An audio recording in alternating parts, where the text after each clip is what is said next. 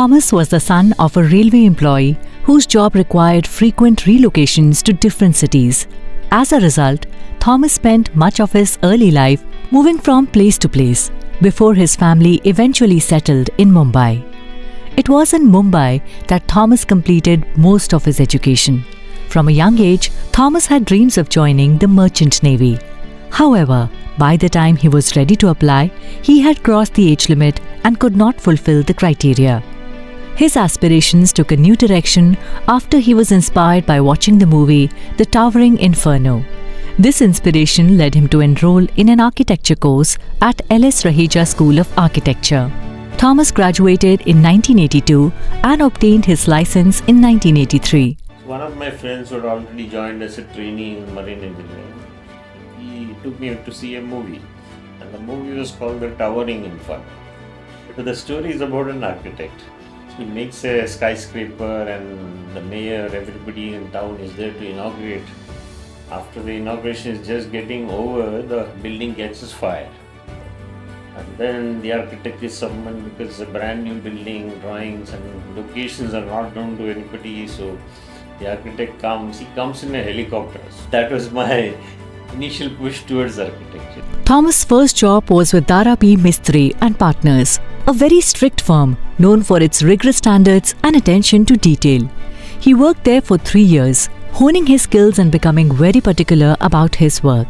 During this time, Thomas got married and found himself in need of more money.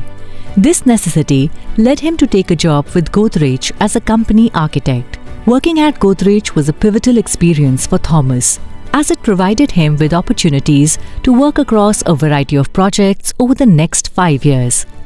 There was an opportunity in Godrej. So I applied. Finally, I made through all the interviews and I was the one selected for being an architect with Godrej. But I had a good opportunity to do a varied amount of work. Wildlife found auditoriums for them, then Godrej Bagh, a fire temple in Malwa hillside. So these are out of the way projects. So quite interesting. Despite his success at Godrej, Thomas noticed a lack of Malayali representation in the field of architecture. This observation inspired him to become one of the first independent Malayali architects in Mumbai. In 1986, he took on a side project to execute a church in Vashi. His exemplary work on this project led to several factory projects in the MIDC area around Navi Mumbai. Encouraged by this success, Thomas made the bold decision to resign from Godrej and start his own practice. This decision was met with strong opposition from his father, who believed that leaving a stable job at Godrej was a mistake. Nonetheless, Thomas was determined and managed to convince his family. He began his independent practice with 5 to 6 projects in hand. And luckily I got a break. It's a church to be built in Vashi. That was the first project I got. By the time the project was getting over, I started getting inquiries. So MIDC, I got 2 inquiries, one in Taloja, one in Mape. So I got into that.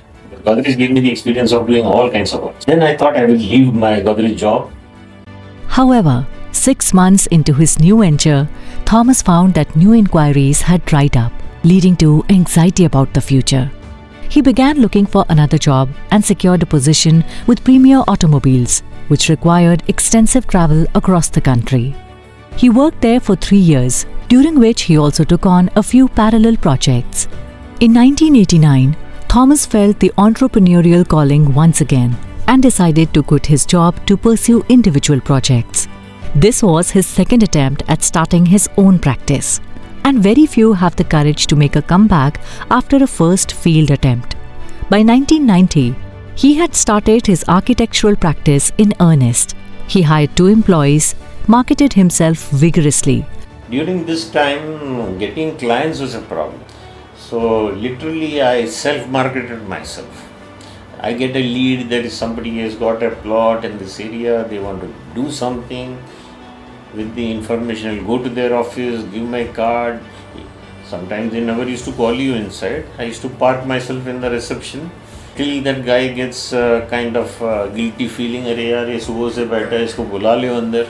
At least they got me inside. I had a good strike rate. 10 people I meet, 8 I could convert. Relied on his resilience and experience, especially in industrial and institutional projects, to build his business. His experience with MIDC projects, known for being within budget and efficiently executed, helped him carve out a niche in the industry. So there are a lot of inputs, pharma, and you have. I did one based on nuclear medicine. When I started, for example, this textile industry was in full boom. Correct.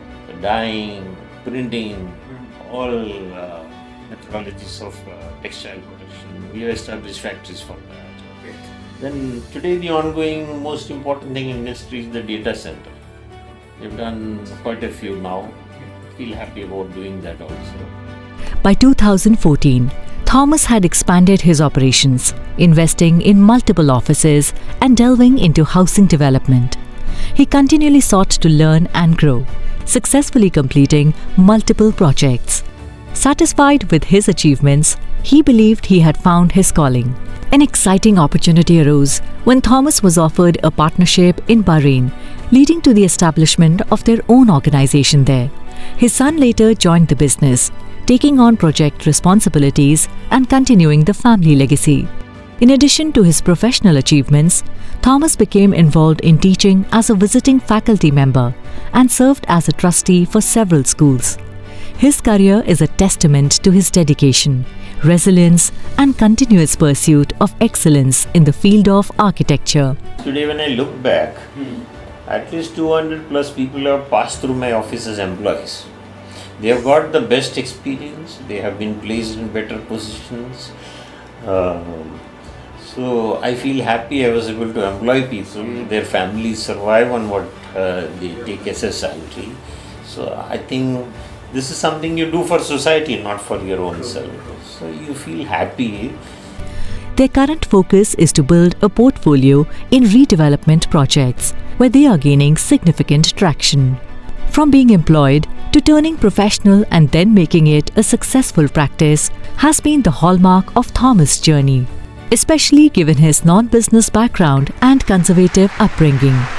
He initially created a niche and expanded across various industries and sectors, eventually reaching a position of unparalleled experience in the city.